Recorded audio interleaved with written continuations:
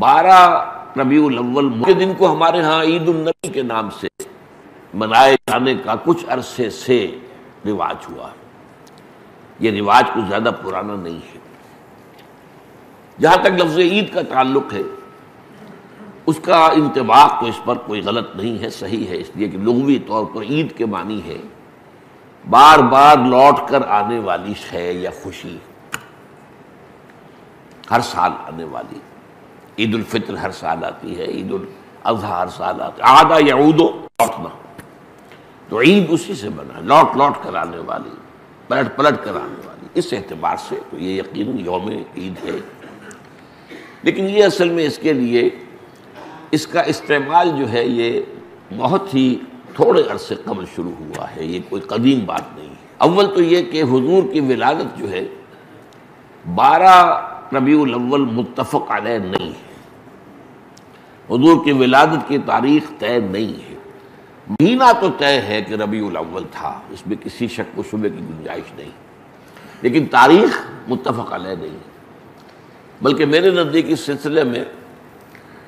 قاضی سلیمان سلمان منصور پوری رحمۃ اللہ علیہ، جو ایک بڑی عظیم کتاب کے مصنف ہیں، اگرچہ وہ اتنی مشہور نہیں ہو سکی جتنے کی مولانا شبلی کی رحمۃ للعالمین مشہور ہوئی ہے، لیکن بہت سے اعتبارات سے مولانا شبلی کی کتاب سے وہ بہت بڑھتر ہے، بہت اونچی ہے۔ اور یہ جو تھے قاضی سلیمان سلمان منصور پوری، یہ تقویمات کے بڑے ماہر تھے۔ گرگری کیلنڈر جو ہے، جو کرسچن کیلنڈر ہے، اس کو بھی خوب جانتے تھے، اور یہ جو قمری کیلنڈر ہے اس سے بھی خوب واقف تھے، ہندی کیلنڈر سے بھی پوری طرح واقف تھے، اسی طریقے سے یہودیوں کے کیلنڈر سے بھی پوری طرح واقف تھے۔ تو اس میدان میں ان کا خاص چونکہ ایک معاملہ تھا، تو انہوں نے طے کیا ہے یہ، اور میں اسی سے متفق ہوں کہ حضور کی تاریخ پیدائش 9 ربیع الاول تھی۔ البتہ آپ کی تاریخ وفات متفق علیہ ہے 12 ربیع الاول۔ 12 ربیع الاول اصل میں حضور کے انتقال کا دن ہے، اور یہ مجھے تو یاد ہے اپنے بچپن کے اندر، ابھی میرا بچپن جو ہے کوئی 100 سال پرانا تو نہیں ہے، یوں سمجھیے کہ پاکستان کے قیام سے پہلے تک یہ ہمارے ہاں 12 وفات کے طور پر منایا جاتا تھا۔ اس کا نام ہی تھا 12 وفات، 12 وفات، 12 ربیع الاول جو حضور کا یوم وفات ہے۔ اس میں کوئی جشن کا تصور نہیں تھا، کوئی دھوم دھڑکا نہیں تھا، کوئی جلوس نہیں تھے۔ ہاں ضرور ہے کہ کبھی جلسے ہو جاتے تھے، کوئی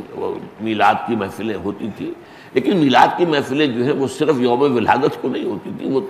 وہ تو گویا کہ ہمارے ہاں کی ایک تہذیب کا ایک جز بن گیا تھا، خاص طور پر خواتین کے لیے، اور وہ تعلیم بالغہ کا ایک اچھا ذریعہ تھا۔ تو اس دن کیا کرتے تھے کہ کھانا پکا کر بڑے پیمانے پر غریبوں کو کھلایا جاتا تھا، بس یہ اس کی ایک جو تھی وہ صورت تھی، باقی یہ کہ اس کے علاوہ کوئی دھوم دھڑکا اور کوئی اس کو عید قرار دینا جو ہے وہ موجود نہیں تھا۔ اس اعتبار سے غور کیا جائے تو ہمارے لیے ان چیزوں میں سوچنے کا ایک ہے، مقام ہے کہ کچھ چیزیں، البتہ یہ کہا گیا ہے، میں اس میں یقین سے نہیں کہہ سکتا کہ اس کی جو ایجاد کی گئی ہے عید میلاد النبی کی حیثیت سے،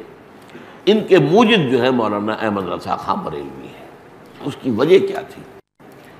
اس وقت جو ہے شیعہ سنی کچھ معاملہ مسابقت کا شدت اختیار کر گیا تھا۔ انہوں نے محسوس کیا کہ یہ شیعوں نے جو یہ محرم اور اس کے تعزیوں کا معاملہ شروع کر رکھا، اس سے سنی عوام بھی بے انتہا متاثر ہوتے، اس میں دھوم دھڑکا ہوتا ہے، اس میں پٹے کھیلے جاتے تھے، اس میں طرح طرح کے ساتھ تماشے ہوتے تھے، یہ وہ پرانے، آج کل نہیں ہوتے وہ چیزیں، لیکن ہمیں بچپن میں یاد ہے کہ وہ جو ہیں وہ پٹے کھیلے جا رہے ہیں، تو گویا کہ شمشیر سنی کے مظاہرے ہو رہے ہیں، تو سب جاتے تھے، ہم بھی جاتے تھے، جا کر دیکھتے تھے، سب مسلمان شریک ہوتے تھے۔ اب اس ضمن میں جو بھی کچھ بیان کیا جاتا تھا وہ اس کا ظاہر بات ہے کہ ہمارے ذہنوں پر، ہمارے تحت الشعور پر اثر پڑ رہا تھا۔ تو یہ جو ہے اس کا ایک دعویٰ کرنے کے لیے کہ اس کا علاج ہم سنی بھی کریں، تو کوئی ایسی ہی چیز ہونی چاہیے جو لوگوں کی دلچسپی کا ذریعہ بن جائے، موجب بن جائے، اور لوگ اس کے اندر ذوق در ذوق شریک ہوں۔ تو یہ میلاد النبی کے جلوس جو ہیں، ان کے موجد جو ہے مولانا احمد رضا خان بریلوی ہے۔ بہرحال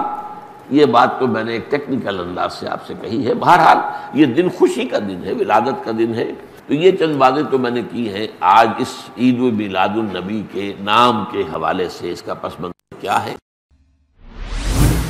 رب رب کر دے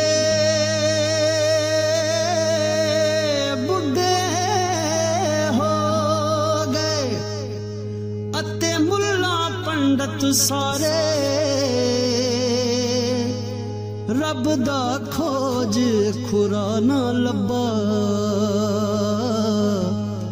اتے نہ کیتے بئی